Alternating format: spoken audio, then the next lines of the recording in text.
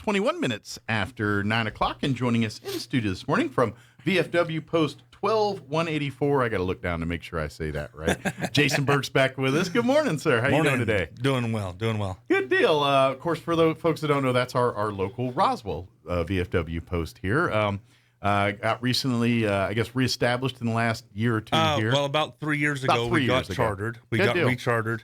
And then, of course, COVID hit and just took a toll on everything. Sure. We didn't do anything. So you had a soft open there. Exactly. Yeah, it's kind of like a little, but it kind of gave us a chance to recuperate. And, sure. We're slowly but surely making things happen and doing big things. Yeah, it's, of course, if you're interested in becoming a part, they meet the third Thursday. Last Thursday, I'm sorry. Yes. Last Thursday of the month at Grace Community Church there.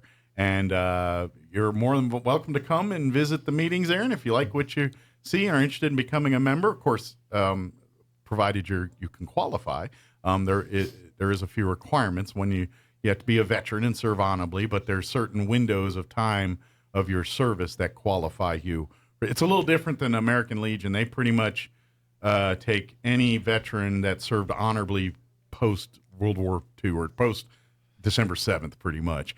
VFW is a little more stringent on, they generally take people that serve during times of war. Yes, sir. Which are officially defined by Congress and all actually, that. Not served during the war, but actually served in the war. Sir, okay, yes, gotcha. Sir. Yes, served in a war capacity. Basically, if you have a campaign medal, or if you've ever drawn hazard fire or imminent danger pay. Gotcha. And also, of course, South Korean service as well counts too. Yeah, because that war never ended. War's technically never over. So yeah, if you served any time in Korea, any time in your military service, then you qualify for VFW enrollment. That's but like you said, if you serve during one of the Iraqi freedoms or the coast, one of these combat driven operations, then your service will qualify for VFW more than likely. They look at your DD 214. Just bring a DD 214 with you. Which reminds me, I'm supposed to bring you one. Tell you what, tomorrow you're meeting tomorrow with my wife, right? Actually, yes, we are. Yeah, I think right here. I will give it to her. Bring me a DD 214. I forgot all about it till we'll just take a look at it. So I'll give it to her to bring. I forgot about it too. Tomorrow. I just right now I remember, like, oh yeah, I was supposed to bring me one of those today here. But yeah, that's really the requirements. But in all fairness, it's like the American Legion. They kind of serve the same purpose. Same mission. Yeah, same differences. Mm-hmm. They partner obviously together, but VFW and American Legion are working hand in hand on this upcoming Veterans Parade and other things as well. But yeah, that's really what it is. It's looking out for veterans, and it's a service organization for veterans. So, with VFW, obviously taking care of their own is kind of the big priority. However, when that's done, taking care of each other, then they go outreach in the community and work and help with others in the community as well too. But yes, VFW predominantly is there as an organization for veterans to help with veterans. But when the veterans are good helping other veterans, they're out in the community serving in various other roles and is working with kids, working with other organizations, things like that. Most definitely. So it's a community driven organization, but their mission statement first and foremost is looking out for veterans. So that's veterans what they do. And veterans families in our community. Yeah, that's exactly. That's our thing. So kind of give an update on what you guys have been up to here. I know since last month we talked, now we're probably hot and heavier into planning for Veterans Parade. Veterans Day Parade. Yeah. Yes, sir. Really want to push that parade. November 12th. Mm-hmm. Where the parade starts, it's going to be November 12th. It starts down at 4th and Main over there by the courthouse. Yes, right by the Chavis County Courthouse lawn. Uh-huh. That'll start off. We have guest speakers and things. Yep. I'm emceeing, and then we have some good guest speakers and the scouts will be there laying our wreaths and doing kind of the pageantry part of the service and the ceremony. Yeah, that ceremony starts at 9 a.m. Yeah, between 9:30, 9:45 roughly, parade kicks off. Yeah, and goes towards the Wool Bowl. Yeah, and then we want people to follow us to the Wool Bowl. Yes, and lots of good stuff. Hang out. They've got booths and things. I know VFW, American Legion, they're all going to have booths out there. Other nonprofits. I'm hearing guard units might be bringing some of their toys out for us. They might be doing some static displays, is what they're called. Yes, sir. Yes, that's the official term. They're actually letting us borrow an LMTV as well for the parade, so that's going to be cool. Yeah, they're going to run it, right? Oh, absolutely. I was about to say, they're not just going to give it. Here's the keys, bring it back. I haven't driven a military vehicle in 20 years. Oh, almost 20 years. Fill the gas and wash it before you bring it back. I'm like, okay. You guys got a JP8 pump? That's right. Yeah. We just can't roll up to Chevron here and put gas in that thing. I don't think they have JP8 premium or what. No, we might have to go to Artesia or something to pick up a tank of that, or at least the airport. We might go to jail in the process. Yeah, but yeah, the parade's going to be amazing. I think it's going to be great. We put a lot of work into it. Yeah, a lot of businesses have helped us out. Real quick. Plateau Wireless, Johnny's Car Care, Straight Shot Wireless, Chimera, Southwest Printers, Leprino Food gave us some money. Lagrone Funeral Chapel, and Crumlin Auto Group. Auto Group's helped us out a lot. These are names that you hear a lot in things in our community. Yes, sir. Guys like Crumlin and, even Straight Shot Wireless and all these companies, they get involved in the community. Chimera, all these, and it's great to see that they're supporting our Veterans Parade as well, like they do with many other things in our community here. So big thank you to those sponsors. Support them the way they support us. And go out there and, if you got medical issues, go see the folks at Chimera, Internet, Straight Shot. Certainly the Crumlin folks can help you out there, and all these supporters that support us. We appreciate that. So please support them by patronizing their businesses. So absolutely. Thank you. Yeah. It's because events like this happen because of community people like that. It's, let's face it, obviously city and government entities do what they can to help us, but they are constrained on what they can or what they are able to do. And so that gap gets filled by great businesses like this, great people like the people that work for these companies. Yeah, we couldn't do it without them, without the community, without the community support and those businesses. And that's why, as the VFW and, that's our mission is to give back to the community. Yeah. It's kind of a, I guess you can call it a give and take relationship. We're here for the community. We want to do as much as we can, but yet without the community, we can't do anything. It's kind of it's which came first, the chicken or the egg type scenario here. Exactly, kind of a yin and yang, I guess you could call it. Yeah, absolutely. But really, in Veterans Day, and of course, I was talking with the gentleman who over at Goddard last week, who kind of runs their Veterans Assembly that they do every year, and they do an amazing job with. And I was talking with him during the halftime at the Goddard game Friday night, and what this Veterans Day and every Veterans Day, obviously, yes, we want to honor and celebrate our veterans. That's what the day is for, to honor those that are making sacrifices for the good of this country, or have made sacrifices for the good of this country. But I think the other side of Veterans Day, and certainly this Veterans Parade and everything else, is the education of the younger generation, the showing them why the role of the veteran is important in our society, and why some of them are going to need to pick up that baton when guys like us are too long in the tooth to be doing this stuff. And that's a good point. Yeah. I'm glad you said, especially the education of the younger community. So, of course, Veterans Day, we focus on veterans. We focus on all veterans. Korea, Vietnam, World War II, Iraq, Afghanistan. But this Veterans Day, one of the purposes of this parade is to focus on those, I guess you could call them, I hate using the word smaller skirmish, because any skirmish is big. When you're there, it's huge. But the ones that didn't get quite the spotlight, exactly, Korea Panama, or Vietnam or Panama, Grenada, those smaller ones, Operation Joint Resolve or whatever, those smaller, I guess, less heard of skirmishes that you don't read about in history. But you go to a library, you can find a section of books on World War II, but then there's going to be one book that's going to have Panama and Grenada and Lebanon and all those other things kind of crammed into it. So that's that are all big deals, but they weren't full scale wars. Let's face it, the people that served in them don't always qualify for some of the stuff that wartime veterans get, even though they did the exact same thing. Yeah, exactly. But generally you serve in wartime. You can still join us, though. That's right. VFW says, what? The VFW. Still love you to have a big part, even if you didn't get the pay or some of the tax Nobody breaks. will take care of you. We definitely will. Yeah. But that is a thing. And let's face it, because some of those skirmishes and conflicts and things, they were kind of done under what the real role of the military is, and take care of making sure you're safe and secure oh, by the way, they don't do all of that in the public spotlight. Exactly. Yeah. There's a lot of things you don't want to know. Yeah. Or want to hear about. Exactly. That our military makes sure that keeps us as a country and a nation safe.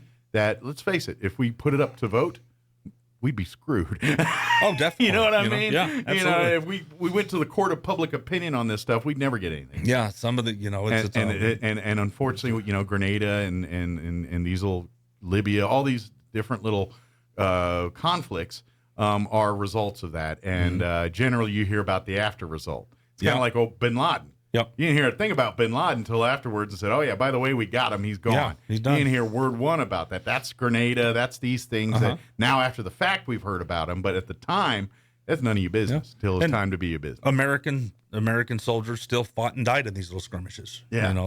They still fought, they still died. And they did it for because they signed their name on the contract, just like the people in World War II, World War I, and Korea, and every other war that. And don't get me wrong, I'm not saying don't think less of others just because they got the attention and the others didn't so exactly. much. All we're saying is the people that served in these smaller ones should get just as much attention. Yeah, and that's what we're as doing. the people that served in World War I, World War II, Vietnam, and the lack of better term, more popular conflicts. Well, you walk around and you see all these hats. You see Operation Iraqi Freedom hat, Vietnam veteran hat. Nobody wears I'm a veteran of Grenada. You know? Yeah. And so that's what we're doing. It's like, hey, everybody, remember these guys too. Yeah. These guys fought, and served. Their war didn't last 5 years or 10 years or 8 years. Yeah. It may have lasted 3 days. It may have lasted 6 months, but they still fought. And there were equally scary moments and equally times in their life where they were thinking, is this is the end of the run for me? Exactly. Or or not. Yeah. A bullet doesn't care how long your war is. Absolutely. It'll just. Yeah, exactly. And so that's why we're honoring. So yeah, that's kind of our we kind of always pick a theater or campaign or kind of a theme for each Veterans Day. That's this year's theme is those forgotten wars, those forgotten moments, those definitely forgotten less sexy historical moments in wartime history and things like that. So please, because we did Vietnam last year, and let's face it, every person on this planet is going to be spending the rest of their lives making up to our Vietnam vets because we did them a disservice. Oh, those poor guys! Home. They came home and they did not have it good. And to be honest, we owe them a bigger service than I think more of us realize because, yes, they made sacrifices and died and killed and did things in a very unpopular war. But I also think that was the war that had made the first strides of PTSD and start putting conversations like, hey, maybe we should look at the well-being of these troops after the fact. Yeah, absolutely. And I think Vietnam brought that spotlight to the stage, the main stage. And finally, too, a lot of them are still, I was talking to a PTSD counselor, it's been several years ago, and a lot of Vietnam veterans are still coming out of the woodwork, after how many years, so many years standing up saying, hey, I've got problems. I need help. Well, and let's face it, they've grown up their whole lives telling pretty much, maybe not told directly, but kind of the how you deal with that is you don't deal with it. Be a man. You suppress it. Man up you and keep take it. You suck it up and take it and keep moving. Yeah, well, we live in an age where they're thinking maybe that's not such a good idea anymore. So hopefully, even though these folks are in their 70s, 80s, and beyond at this point, at least better late than never. You know what I mean? Definitely. It's like, all right, well, at least now we can maybe address with that. So the remainder of your life, you're living in a much better mental state, but I think Vietnam was that first war that we kind of thought about, hey, these guys aren't coming back. We all saw it in World War II, but we didn't speak of it. You know what I mean? We didn't really, it was kind of the unwritten rule. I think Vietnam, now don't get me wrong, it was still pretty on the hush-hush then too, but I think after that war was when the first time we as society woke up and said, these guys are dealing with more than they just don't come home from these wars and act like life's normal again. Yeah, that's just not happening. You don't. You go to a war, you're going to come back changed. Yeah, I promise you. I guarantee you. Yeah. I was once told by somebody that Jason Burke died in Iraq, and somebody else came home in his place that looked like him. Oh, my I was goodness. once told that. And that kind of hit me kind of hard. Because I did the same thing. I'm going to fight this. I'm going to deal with it myself. and I'm gonna take care of this myself. No, you're not. Right. It's next to impossible. It is. It's a lot of those guys, they come home. A lot of Vietnam veterans, Operation Iraqi Freedom veterans, Afghanistan. Those guys come home. They end up on drugs. They end up using alcohol, abusing alcohol. Sure. A lot of them end up in jail. It's just it's just this nasty cycle that they're trying to fix what's broken, trying to fix what's broken, and they're not succeeding. No. Yeah, they need help. Definitely. And fortunately, we understand that now, and that's a good thing. We got a long way to go. Don't get me wrong. Oh, absolutely. But how we treat that in 2022 versus how we treated it in 1972. Yeah. Different animal Totally different. altogether. Yeah. So. That's why and that's why it's important we talk about these wars and things too is because just because your war wasn't Vietnam doesn't mean you didn't see and do things that didn't quote unquote mess you up inside. Exactly. Exactly. And so it's so great that we at least are aware of that, and I'm hoping to God, I don't know, to be honest, that when now veterans out process, whether they did 20 or 4 or whatever it is, that they are addressing some of that in their out process. I hope so. Yeah. I know when I out processed, when I ETS'd, I was I'd come home from Iraq in 2004, and I got out of the Army in 2005. And I missed a stop loss by like 2 weeks. I was sweating it. I did not want to go back over there. You're like, I'm done with this. I don't want to do this. And but it was when we came home, it was kind of basically welcome home. Don't kick the dog. Don't beat your wife. Take 5 days off. Don't be an idiot. Yeah, don't be an idiot. And that was our. That was your briefing. That was it. That's your safety briefing or whatever. That was it. Okay, don't kick the dog. Don't beat my spouse. Don't spank the children. See you next week. That reminds me of some of those Friday safety briefings you get at the from your. I don't know. I'm sure the Army did them too. I know we did in the Air Friday, Force. Safety briefing. Safety briefing. It was like, don't drink and drive. Don't get anybody pregnant. Don't do it. They basically lit off the same list of 12 things each Friday. And then once in a while, you'd have some poor sap who broke the safety briefing rules, and he'd be up there with the first sergeant. This is your example. Yeah, he's got extra duty tonight. Yeah, because someone got a DUI. Somebody got a DUI. Yep. It's life in military. I don't care what branch. If you've been in any of them at any given time, you relate to all of these things. Definitely. It's part of the deal. I tell people, your sorority and your fraternities, no, join the military. Yeah, I guarantee. You'll see it. And ours are 10 times worse as far definitely, as you think of the pranks and stuff you hear about in college. Oh man, yeah, I've seen times 10 in military. yeah. Your fraternity party, that's cute. They give us explosives. That looks like a and they use them. sleepover. Yeah, they give us explosives and things, and they use them in these things. Exactly. But anyway, bringing it back here. Yeah. The November the 12th, which is the Saturday before or after, actually. It's the Saturday right after Veterans Day. Friday, yes, the 11th is Veterans Day, and then Saturday, that will be the Veterans Day parade. Like you said, we want to get everyone start gathering. Beginning at 9 a.m. is when the ceremonies will start. At the courthouse lawn. Yeah, so start gathering probably, about 8:30, 8:45, getting you a good spot there on the courthouse lawn or across the street or, getting you a good spot there.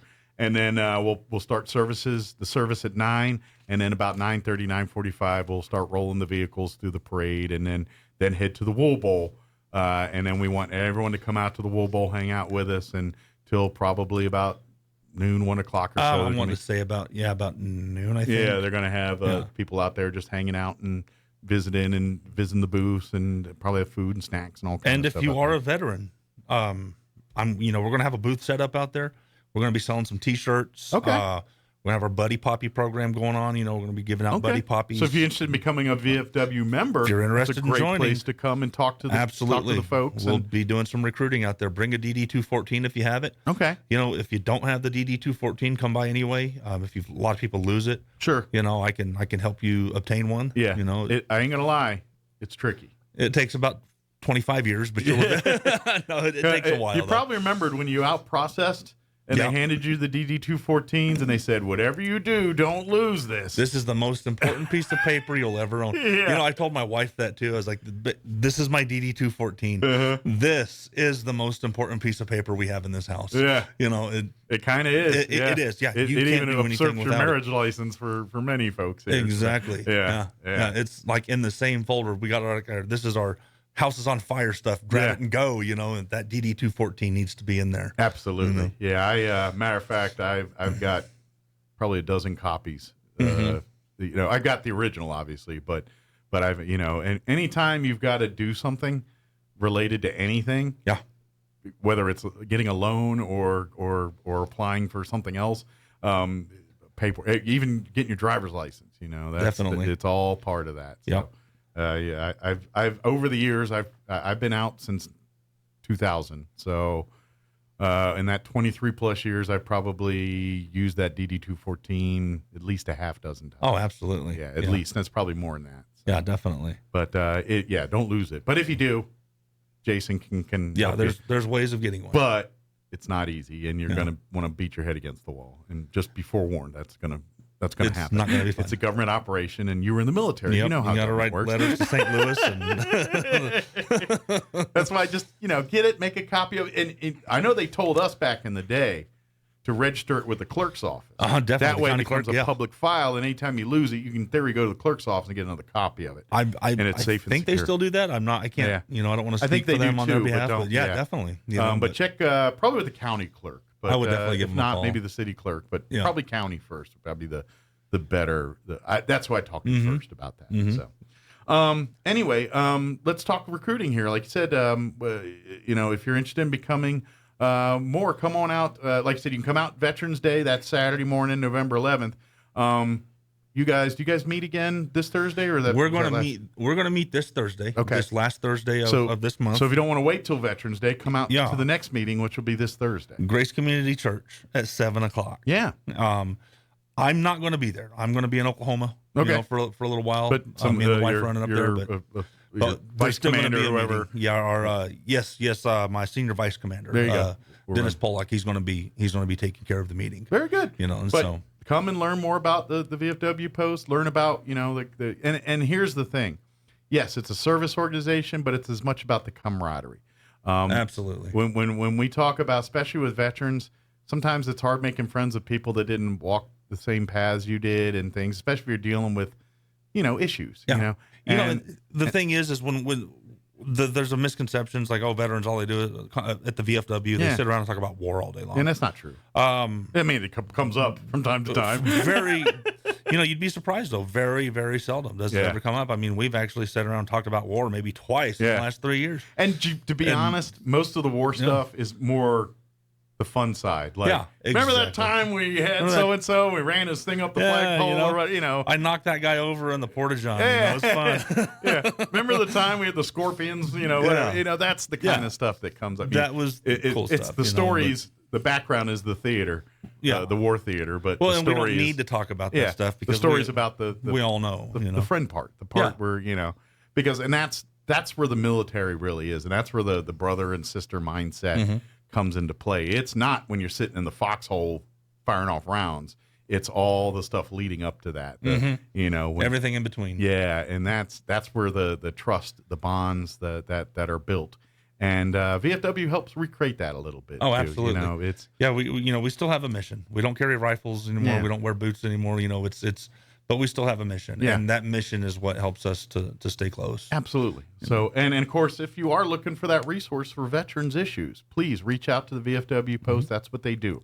If you do, if you're not a member directly, but you need a question about veterans things, your VFW and American Legion post, that's also what they're there for to do, is to help you. So please, if you have questions about benefits or any of that kind of, reach out to the VFW, reach out to American Legion, reach out to your city and county governments.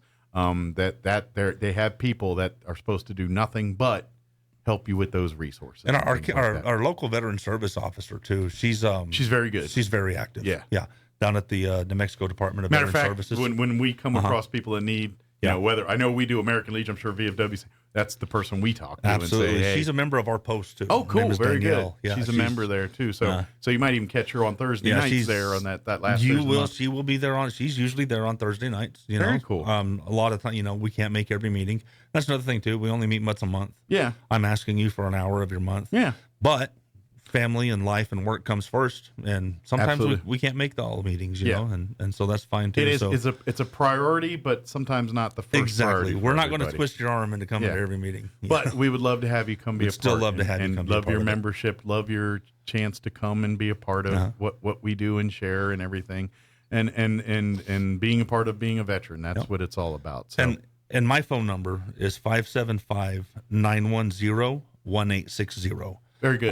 Call, text. You know, I work during the week. I'm off Sundays and Mondays, but I work during the week. Okay. So sometimes I can answer text messages better than I can a call. Okay. But either way, really, anytime. And then, of course, if you use Facebook and everything, you probably won't remember this. Just type in Roswell VFW, and it'll pop right up. But if you do a search for VFW Post 12184, it'll come right up. Yep. If you just type in Roswell VFW or something, Roswell and VFW in the same sentence, you're going to find it just as easily. But do what you got to do to find it, and then like and follow it. That way you can stay up to date. If you have questions, particularly that, and if Jason, one of the, you know, I'm sure you have multiple people that kind of keep tabs on. Oh yeah, on the Facebook page. Yeah, well, I've got one guy who runs the Facebook page. Yeah. I run the LinkedIn page. We do have a LinkedIn page as so well. if you do too. LinkedIn as well, that's another definitely resource. I personally don't myself, so I don't see what's on there that It's often. pretty interesting.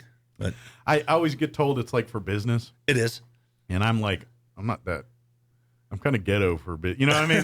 That's too fancy for me. That's highfalutin. It's like it's just basically a social network for businesses. Yeah. Is all it is. Just a lot of people in suits and ties and dresses in their cover photo. Actually, no, you'd be surprised. I figured they all had their that photo that they're trying to get a job with. There's some do. I mean, there's truck drivers and dairy workers and you know, just regular old folks like me and you on there, you know. I just figured everyone's got that like Owens Mills shot picture as their background, you know. Like they're trying to sell you a house or something.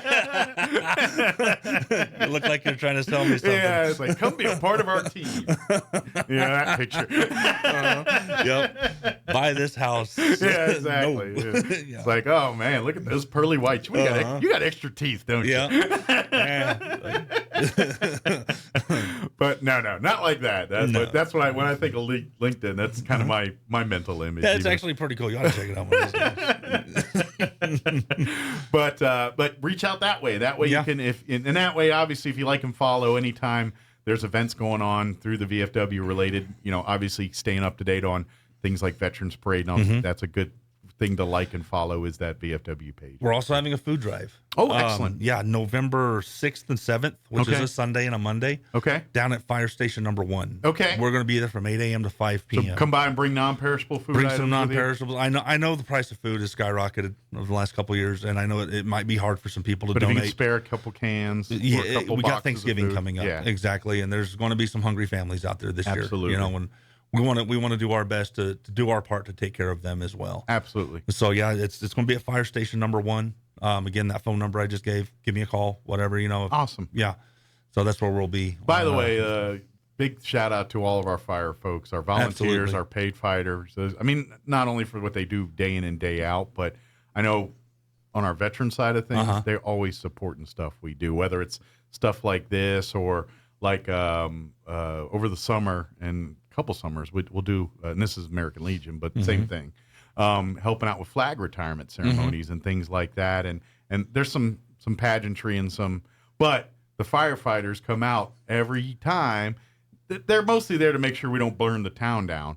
But we are military people with fire, and people get a little nervous when they don't give that guy a match. Yeah, don't give that guy a gallon of gas.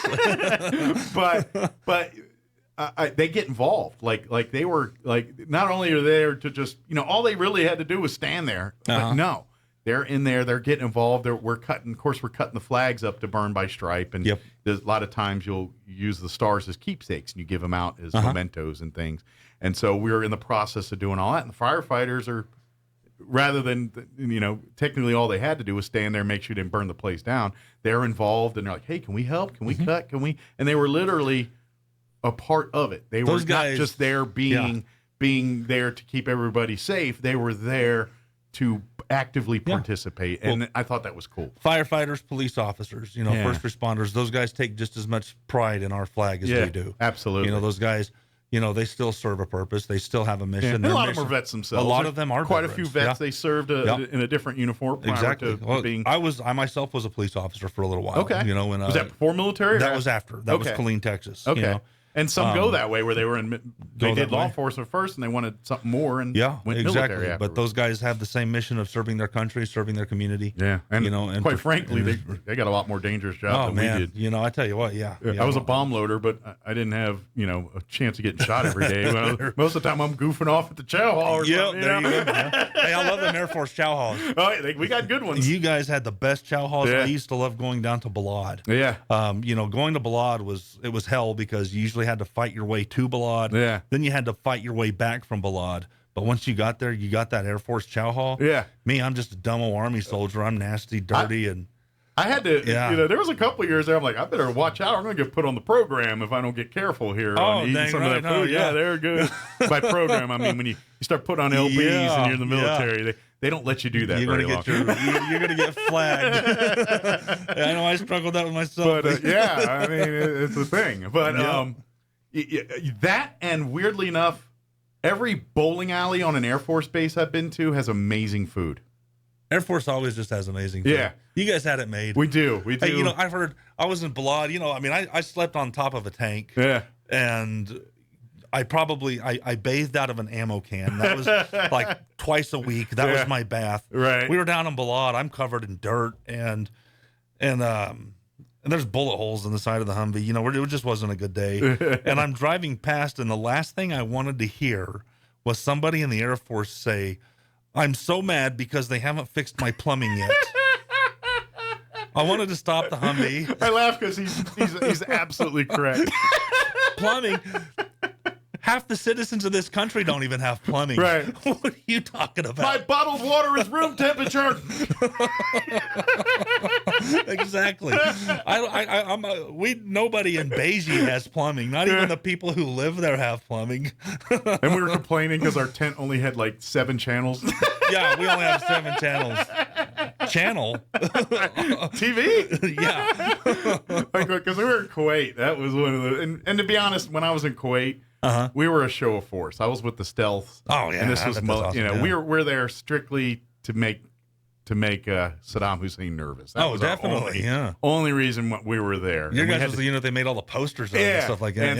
And so every couple years they'd send us over, maybe once a year they'd send us over there for a couple months just to, keep tensions down. And they park some stealths in Kuwait and then fly them around the Middle East for a little bit and say, behave now. And then we're still here. Then when they behave, we go home. And so I got to spend time in Kuwait. But those years were us just doing our job like we would here, but in Kuwait. So, basically the same schedule. We're maintaining, but instead of the whole squadron of jets, we got the 12 or 6 or however many we send that particular mission. You know? And so, so it was actually more free time. And plus, you're deployed. And you're in Kuwait. It's not like you're going anywhere after work. You're going to a tent and hanging. Yeah, you're going to your GP medium. They don't let you go. We're not going out partying anywhere. Or if it's partying, it's us playing cards in a tent or something like that. And so there wasn't a whole lot to do. So to be honest, we did a lot less work deployed, in that environment. Now, when I went to Italy and we were bombing Kosovo, that's a whole nother world. Oh, you're working.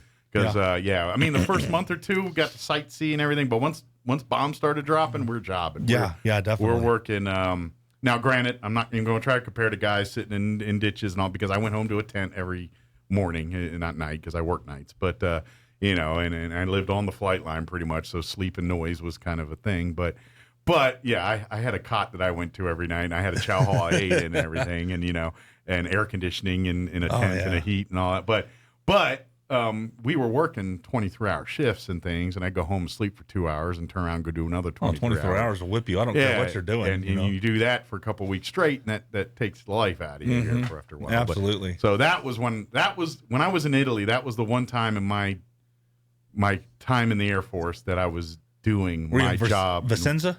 No. This was Milosevic and all that. Okay. Yeah. What were you saying again? Were you in Vicenza? No, I was in Aviano. Aviano. Yeah, okay. I was in. I spent 5 months in Aviano, northern Italy, and then they deemed during that time, the 5 months, we were there with the 8th Fighter Squadron of Stealth. Okay. During that 5 months we were there, once they started ramping things up, they brought the 9th Fighter Squadron, the other squadron of stealth fighters. They parked them in Germany at Spangalum Air Base. Okay. So they were fight missions out of Germany for a couple months while we were doing all of our missions out of Italy. Well, it got to a point where we don't need all these stealths no more. We blown everything up that we need to blow up. We're just finding things to blow up at this point. So they sent the Aviano stealths back, but they didn't have enough maintainers in Germany to maintain their aircraft. So about 50, 60 of us didn't go back. We went on to Germany, and I was one of that group. And then I spent another month in Spangalum, Germany. But by that point in the war, it was a lot of goofing off. It was that I actually got to go and do German things and go eat in German restaurants. That's my only see German people and experience German life. See, that's the only thing. Italy, I got to do a little of that at the beginning, but once we started working, I didn't see nothing but the base. Job. So yeah, but since they kind of goofed around for a month, I got to go to Venice and all that before we started bombing. So I did get to see some Italy, but it was only the first month I was there. After I missed out on that part of the military. Yeah. I spent 5 years at Fort Hood and 1 year in Iraq. Okay, so you didn't get to see. My Italy experience was spending a short time in Milan waiting on a flight crew. Germany, I laid out on a tarmac for a few hours in Rhine-Main. Yeah. Been to Scotland. Didn't get to go do Scotland things, Yeah, and that's how a lot of mine. Like I've been to Paris, I've been to the Azores, I've been to Bahrain, but it was for about 45 minutes each. Exactly. I got out of a plane while they refueled, so that was pretty much it. Yeah, I just saw the time where I got to play commercials before we go. Yeah. Again, VFW, come on out this Thursday, 6 o'clock, right? 7 o'clock. 7 o'clock at Grace Community Church. Come out, and of course, our Veterans Parade. The 12th of November, Saturday, Chavez County Courthouse lawn. Come out, meet us at 9 a.m., and then follow us through the parade, and then come on out and hang out with us at the Wool Bowl afterwards. We'll get you done by lunchtime. Yep, and then, food drive, November 6th and 7th. And that's at Fire Station 1. Fire Station 1. Drop off your canned goods, non-perishable food items. If there's more you'd like to donate and not sure if it's okay, call ahead first and get a clearance. I know, because some people are like, I got like meat, and things like that. And meat might be a problem. Yeah, that's where we need to talk logistics on that kind of stuff. But, call ahead and we can make something happen. Yeah, good deal. Well, thank you, sir. All right, Mike, have a good one. Always fun. We'll see you next month. All right? Yes, sir. All right, it is 8:58.